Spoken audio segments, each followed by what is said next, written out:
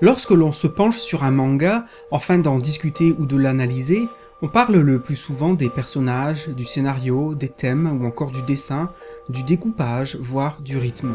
Mais si on essayait de s'intéresser à un élément qui passe a priori beaucoup plus inaperçu, en effet, beaucoup de mangas ayant une intrigue située en milieu urbain, la ville en est donc la toile de fond habituelle, le décor. À tel point que le lecteur y est parfaitement habitué et naturellement n'y prêtera donc pas forcément grande attention. Cela pourrait donc être intéressant de se demander si la ville a un intérêt particulier dans l'histoire. Joue-t-elle un rôle? Peut-on parler de ville-personnage? Ou est-ce juste une ville-fond?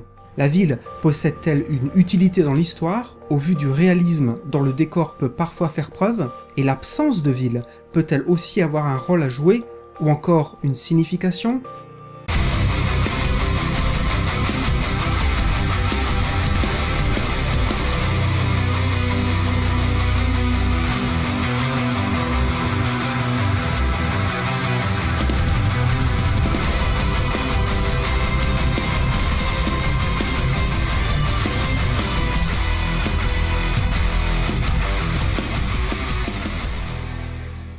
Exemple évident lorsqu'il s'agit de parler de villes dans les mangas, il est difficile de ne pas commencer par Akira. Dans cette œuvre maintenant culte de Katsuhiro Otomo, on nous propose un Néo-Tokyo écrasant et omniprésent. L'architecture urbaine est ainsi très riche en gratte-ciel gigantesques, en ruelles sombres, en bars malfamés et autres installations secrètes souterraines.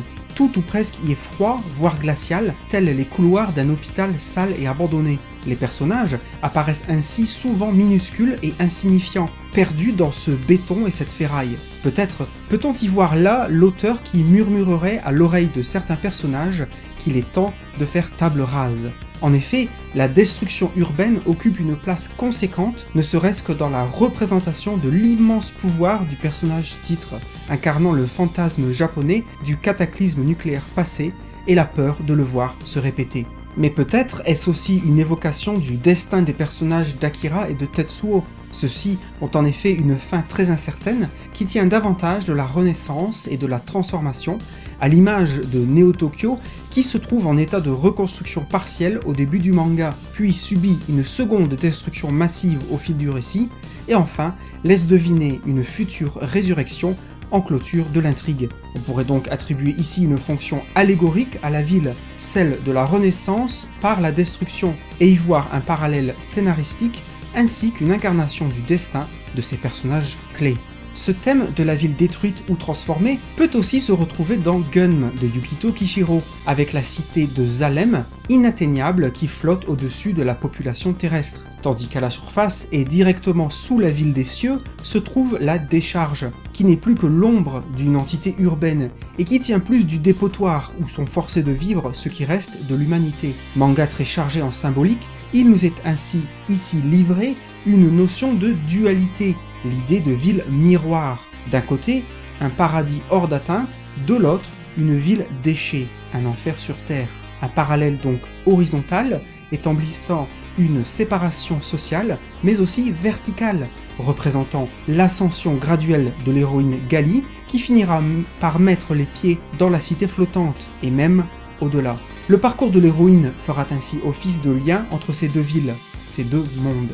Toujours dans l'idée de destruction urbaine, mais contrairement à Akira, car sans idée de reconstruction ou de renaissance, on peut aussi aborder Dragon Head de Minetaro Mochizuki, avec ses villes et villages détruits à très grande échelle. Ici, les personnages devront tenter de survivre dans une absence presque totale de repères urbains, le cataclysme général ayant complètement bouleversé le paysage, entre coulées de boue, nuages de cendres et éruptions volcaniques. Absence de repères et infrastructures citadines, pouvant d'ailleurs être illustrées par l'omniprésence des ténèbres qui englobe les héros dès le départ dans le tunnel ferroviaire écroulé, ou encore ténèbres qui vont avoir raison de l'esprit de certains personnages.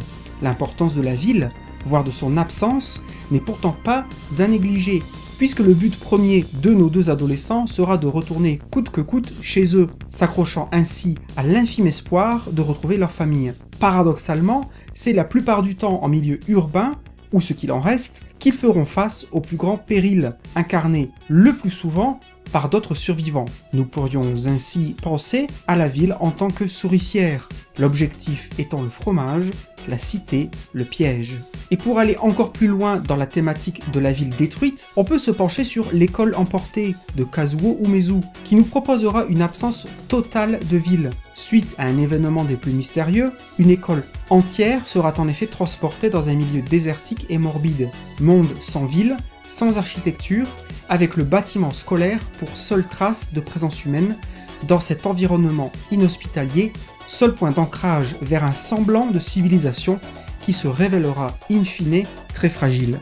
L'absence de repères urbains familiers pourrait ici être perçue comme un moyen de renforcer l'horreur ambiante et d'épaissir le mystère proposé par l'auteur. Cette œuvre nous montre ce qui remplace la ville lorsque celle-ci disparaît violemment. Et il est intéressant de constater que l'absence de ville n'est pas forcément synonyme de vide, puisqu'ici naîtront à sa place une menace permanente, intangible et létale. Enlever le cadre rassurant de la ville, et même les enfants les plus innocents se tourneront vers les instincts de survie les plus primitifs et violents. L'absence de ville n'est pas toujours due à quelques cataclysmes ou événements paranormaux, mais elle peut être le résultat des choix des personnages. Ainsi, avec des œuvres telles que Suicide Island ou encore Je ne suis pas mort, nous suivrons des individus qui feront l'expérience, forcée ou non, d'un retour à la nature. Ils prendront ainsi conscience que le confort citadin n'est pas forcément une chose positive, car il peut nous faire oublier certaines choses essentielles et nous aveugler de faux problèmes. Ici, la ville et au travers d'elle, la société moderne, est donc plutôt présentée comme quelque chose de négatif, puisqu'elle peut faire oublier les choses essentielles au véritable bonheur, mais sans pour autant que la nature soit représentée de manière angélique. En effet, chaque jour passé hors du confort urbain présentera de nouveaux défis, de nouveaux apprentissages, à tel point que l'auteur de Suicide Island ira jusqu'à glisser de véritables informations pratiques de survie dans son manga. Il est donc assez fascinant de voir à quel point la ville, dans son absence partielle ou totale, peut jouer un rôle dans certaines œuvres. Mais qu'en est-il lorsque la ville a au contraire une présence prépondérante, centrale, bien établie, voire plus traditionnelle dans un manga ? Auteur connu pour sa propension à l'observation et la contemplation en milieu urbain, on ne peut pas faire l'impasse sur l'œuvre de Jiro Taniguchi, avec par exemple son Gourmet solitaire, qui au-delà d'être un petit guide culinaire, propose également toute une galerie d'architecture nippone extrêmement variée, puisqu'à chaque chapitre, un nouveau lieu, entre parcs publics, gares, rues commerçantes étroites, gratte-ciels élancés et autres restaurants et cafés, l'œuvre nous propose ainsi un vaste panorama du Japon urbain. Le livre se compose en effet de 18 chapitres indépendants les uns des autres, qui sont autant d'étapes culinaires et donc autant de lieux divers et variés.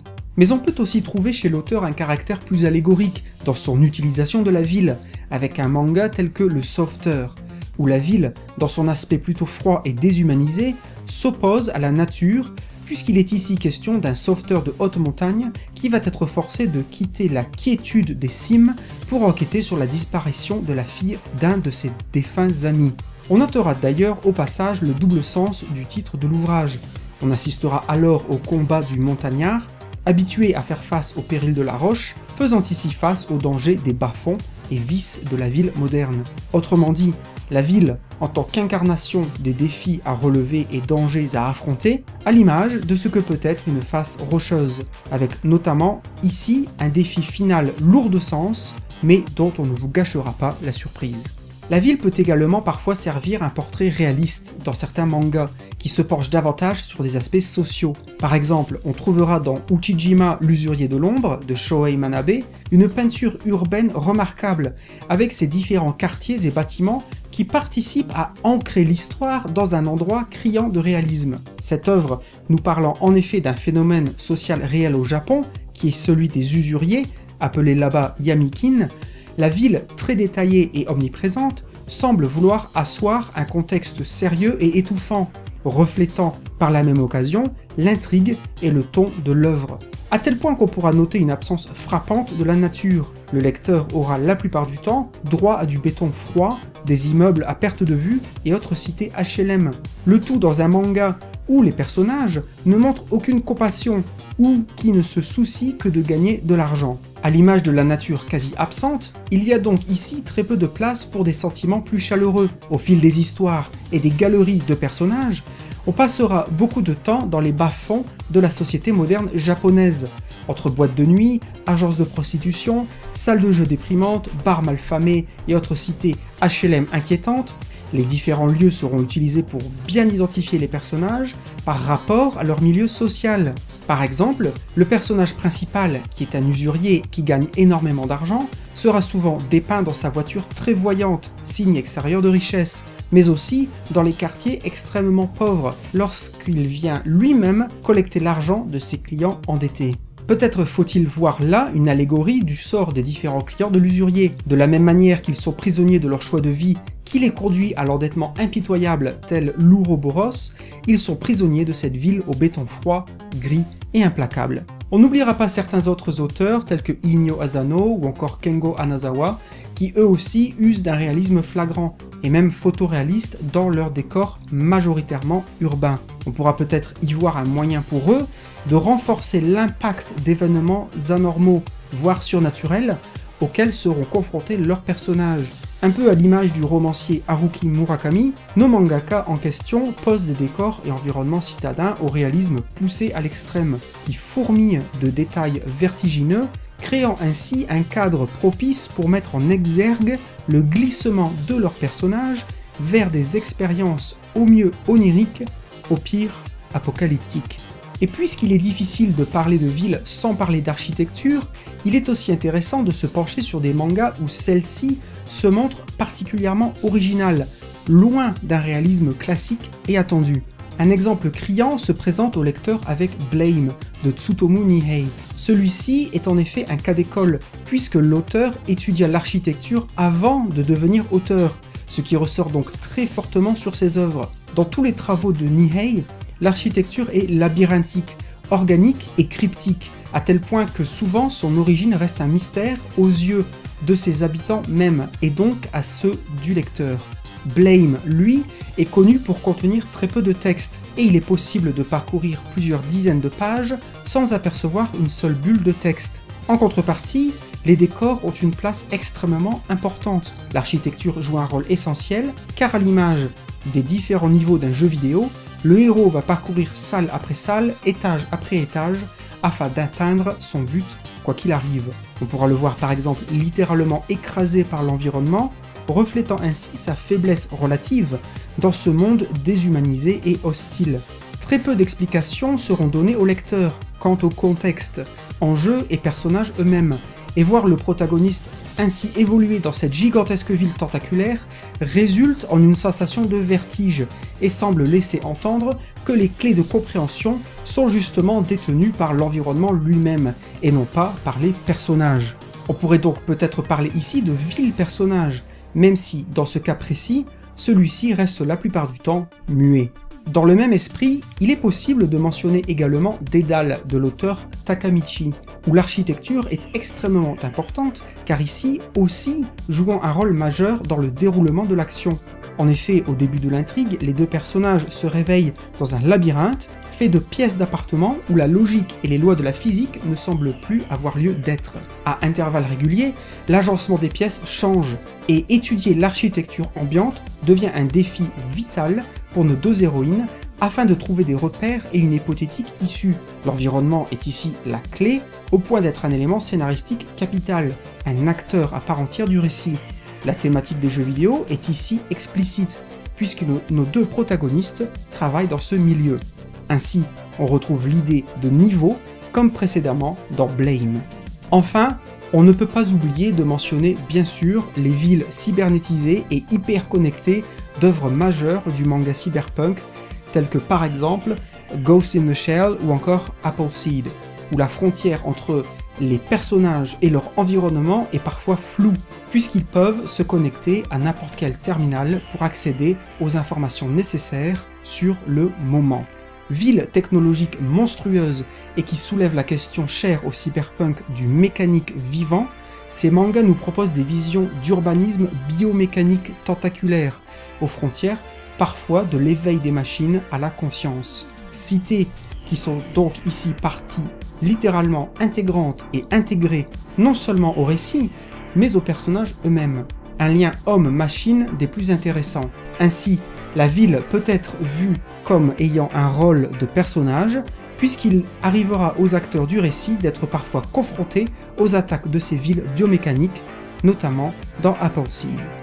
En conclusion, il est donc très intéressant de se rendre compte, au travers de ces nombreux exemples, qu'un élément aussi anodin et récurrent dans les mangas se révèle être en fait protéiforme et polysémique. Pour répondre à la question initiale, la ville dans les mangas peut donc être bien plus qu'un simple décor, personnage, élément scénaristique clé ou encore symbolisme du destin du héros. Cette réponse est loin d'être exhaustive. Mais il est vraiment fascinant de constater qu'un élément a priori aussi banal peut, in fine, mener à autant de pistes de réflexion dans l'univers toujours riche et passionnant des BD de l'Empire du Soleil Levant.